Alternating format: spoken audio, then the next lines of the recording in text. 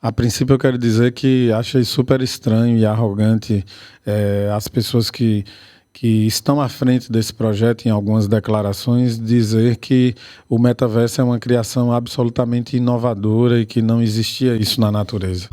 Hoje eu vim falar sobre uma coisa que está borbulhando muito dentro de mim, e acredito que muito dentro de vocês também, que é sobre tecnologia, inteligência artificial e neuropsicologia.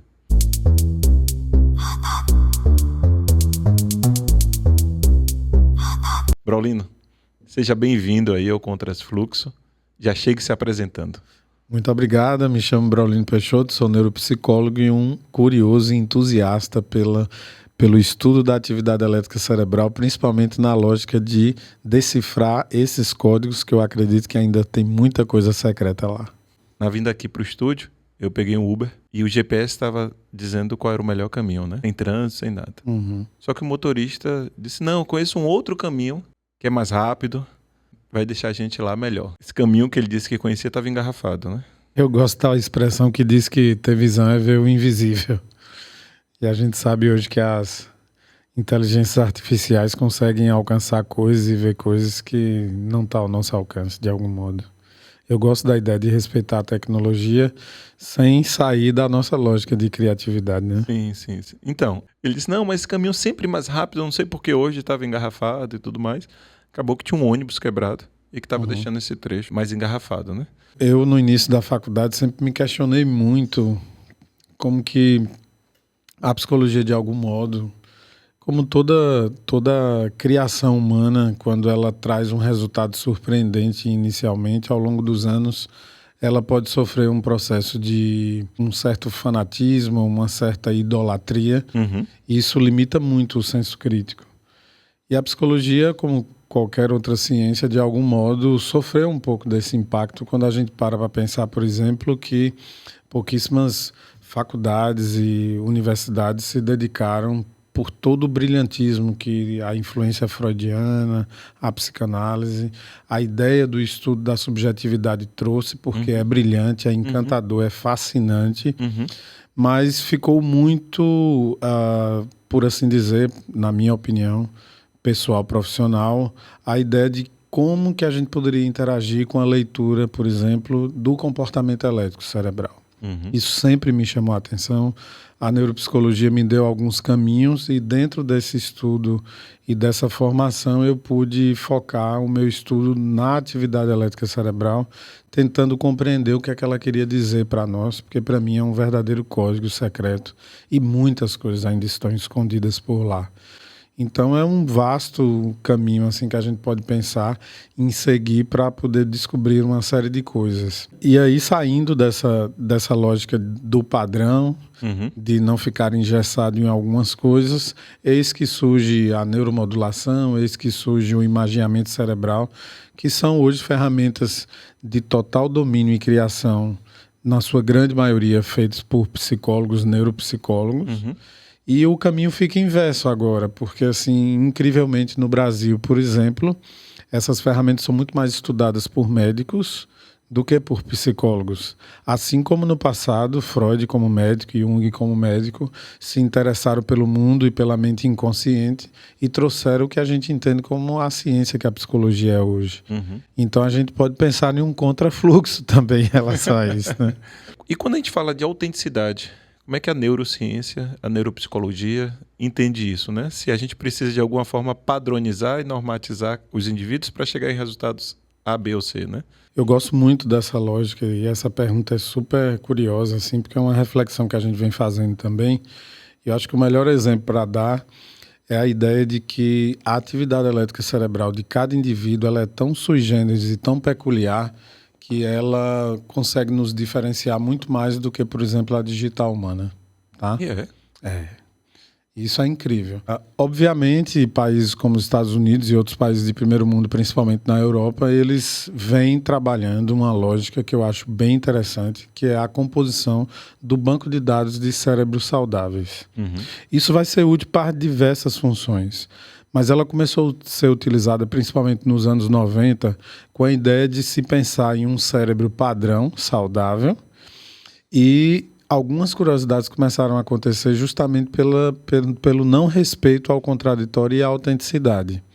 Como, por exemplo, eu já falei em outros ambientes, vou repetir aqui porque vale a pena.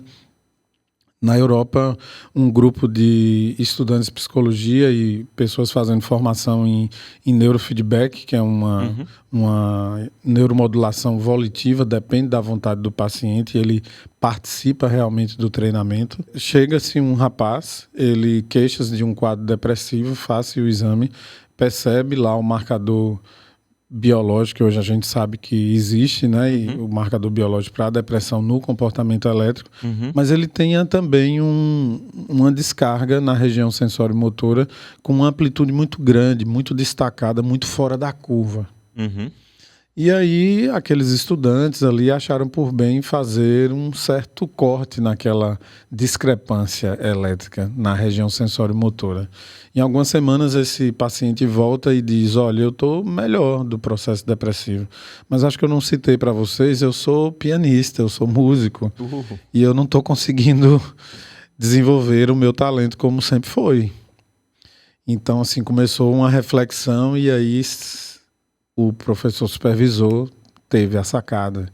Aquele ponto elétrico fora da curva daquele padrão e da comparação com o banco de dados saudáveis nada mais era do que o talento dele como pianista.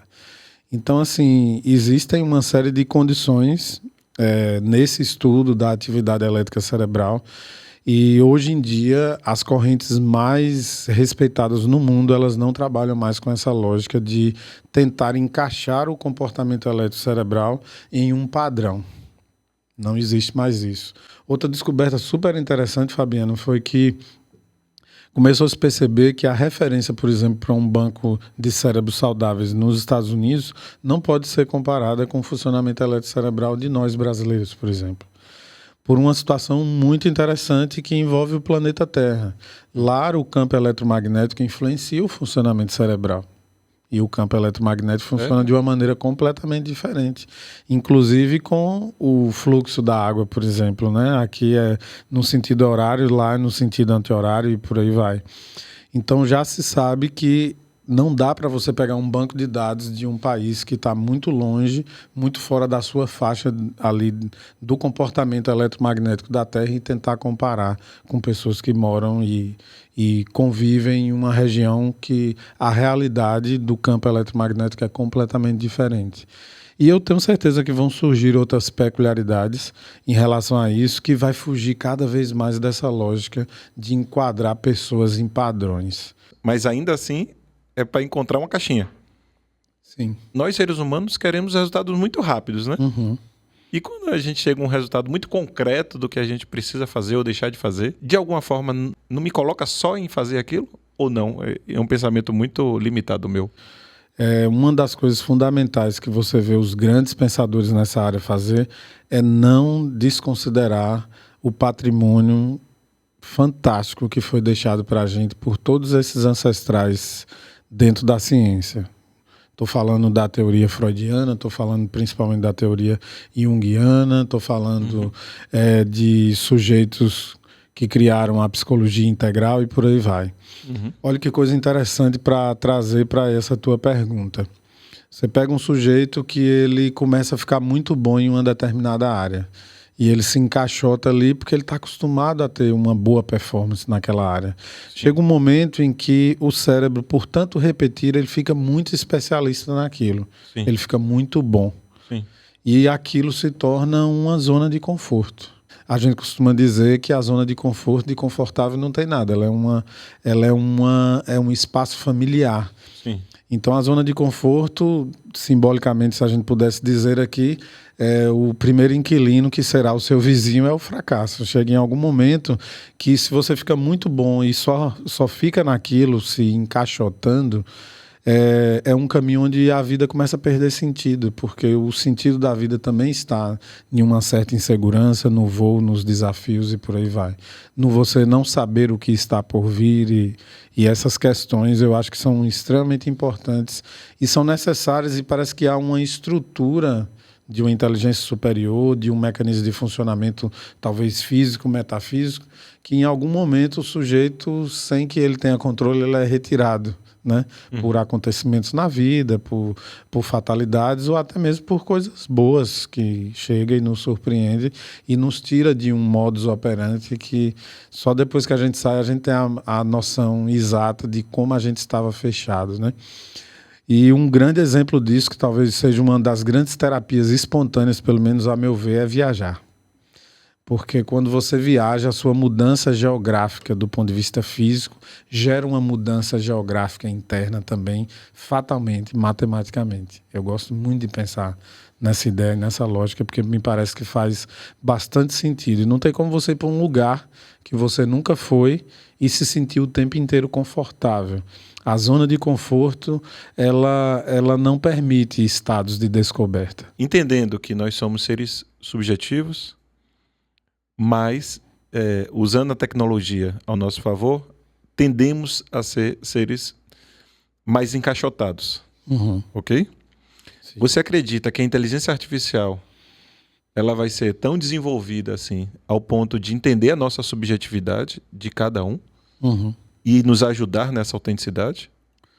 Acredito que sim. E eu acho que aí é que está o grande temor, né?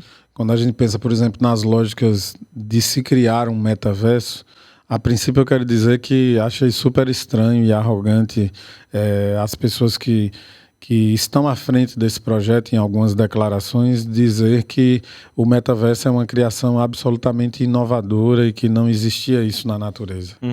E aí, numa discussão dessa, em um podcast em São Paulo, a gente entrou numa área pensando exatamente nisso, e aí eu tive a oportunidade de colocar o que eu gostaria de colocar aqui para você. Os sonhos que Jung tanto estudou é o metaverso natural. A mente inconsciente é o metaverso, né? Mas voltando para a pergunta, acredito sim que a gama de informações e o desdobramento que os algoritmos têm feito e a organização que a tecnologia está trabalhando para dar autonomia a esses algoritmos, acredito que quanto mais esse número de informação ele vai sendo compilado, é possível que em algum momento a compreensão da subjetividade humana seja alcançada por essas inteligências artificiais. A grande questão que eu acho que vale a pena colocar é que a nossa mente inconsciente, assim como o universo, ela está em franco estado de dilatação, numa velocidade muito alta. Ou seja, à medida em que as inteligências artificiais conseguem acumular um grande volume de informação em grandes servidores e começa a ter esse desdobramento, há um avanço também na dilatação e expansão, principalmente da mente inconsciente, a gente pode falar do inconsciente coletivo, mas do ponto de vista prático na vida, eu acho que isso pode ter ameaça sim, e acho que as pessoas que estão debruçadas nisso, como grandes cientistas, tem que pensar nesses marcos regulatórios, porque eu não vejo como impossível uma inteligência artificial adquirir uma certa autonomia e intencionalidade para executar coisas que podem não ser do nosso interesse. Será que de fato eles vão conseguir entender as nossas emoções, os nossos sentimentos, ao ponto de nos ajudar, e volta a botar aqui entre aspas, esse nos ajudar, ou se de fato vão acabar atrapalhando? Eles, a inteligência artificial, né? E a coisa começa a se desdobrar ainda mais quando a gente pensa em seres humanos que podem deter o conhecimento e a capacidade de criar novos algoritmos e a intencionalidade dele não seja das melhores pensando na humanidade, né? A gente precisa discutir sobre isso. Vamos lá. Você não acha que existe um gap muito grande entre o que existe na prática e o que tem feito hoje na academia? Em termos de ciência, sim, sem sombra da medicina, sem sombra de dúvida, da psicologia. Porque alguém que está entrando na faculdade agora vai receber uma profissão totalmente diferente daqui a 5 anos, dado ao avanço da tecnologia e, sobretudo, da inteligência artificial. Sim. Eu não vejo desculpa te interromper, eu não vejo que daqui a 5 anos seremos necessários para aplicar um teste de avaliação psicológica. Não acho. Vamos ter a necessidade, sim, de fazer a leitura, de entender toda a subjetividade e ter a escuta clínica. Não estou querendo dizer que seremos substituídos. Os psicólogos vão ser substituídos, os médicos vão ser substituídos pelas máquinas. Mas eu acho que trabalhos mais operacionais, uma aplicação de uma avaliação psicológica, Sim. vai ser substituído facilmente. Ficarão obsoletos, de algum modo. Há uma dificuldade muito grande do ponto de vista da cultura acadêmica, da cultura do sujeito que quer fazer carreira, do mestrado, doutorado, PhD, que é um certo encaixotar diante da necessidade de tantos estudos duplo cego, randomizados e por aí vai, onde, por exemplo, muitos grandes pesquisadores na área da neurociência, da neuropsicologia, da psicologia, não atendem pessoas. Eles pesquisam. E aí eles descobrem coisas que são fantásticas e há um delay muito grande, na minha opinião pessoal, um delay muito grande até que isso consiga chegar lá na ponta, que é você colocar isso em prática, na prática clínica. Isso acontece porque a capacidade, a velocidade, na verdade, de atualização dentro da academia, ela tem um time muito mais lento do que o que a gente está vendo acontecer aqui fora. Né? Principalmente por uma invasão. De tempos em tempos acontece uma quebra de paradigma, onde o ser humano começa a funcionar de forma global, dentro daquilo que Jung falava que é o inconsciente coletivo, que está se aprimorando a cada dia mais. Como, por exemplo, hoje todo mundo tem um estilo, desde a vovozinha do Zap, a se relacionar nas redes sociais. Né? Então isso foi democratizado numa velocidade muito alta. Né? Mudou o jeito cultural das pessoas se relacionar. E a pergunta que fica é até que ponto, né, os estudos, a academia, a universidade está conseguindo acompanhar isso para introduzir. E a gente pode ir um pouco mais longe, Fabiano, ou um pouco mais dentro da base. Há uma dificuldade muito grande, por exemplo, das escolas, né, de primárias, das escolas para adolescente, do processo basilar mesmo de educação, acompanhar isso. Um dos grandes desafios, eu ouço sempre em consultório, porque eu atendo o ciclo da vida, adolescentes dizer, não, mas minha escola é muito desinteressante, a professora não sabe o que é a inteligência artificial que eu utilizo para pesquisar e conversar e saber o conhecimento que ela está dando lá. Então isso chama bastante atenção, essa lógica de como a gente vai conseguir acompanhar o que está acontecendo aqui fora e que é revolucionário. É revolucionário. Então, assim, voltando para a lógica da academia, da universidade, dos cursos de psicologia, acho que a atualização é urgente. Fica aí esse questionamento. Se você curtiu nosso papo, curta de fato, né? Aperte o botãozinho. Tem muita gente que, eu curti, mas você apertou o botão, faz toda a diferença, né? Comente também. Braulino, como é que faz para te encontrar? Que bacana essa oportunidade de você me dar esse espaço, né? O meu Instagram é Braulino Peixoto. Eu atuo no interior da Bahia, num lugar que eu amo, que é a Chapada Diamantina, na região de Irecê. E agora, a partir do dia 7 e 8 de junho, a gente está reorganizando e aberto ao público o nosso ambulatório aqui em Salvador, com análise de neuropsicologia com imaginamento cerebral e um provável protocolo de neuromodulação para quem necessitar, através da comprovação com exame. Bacana.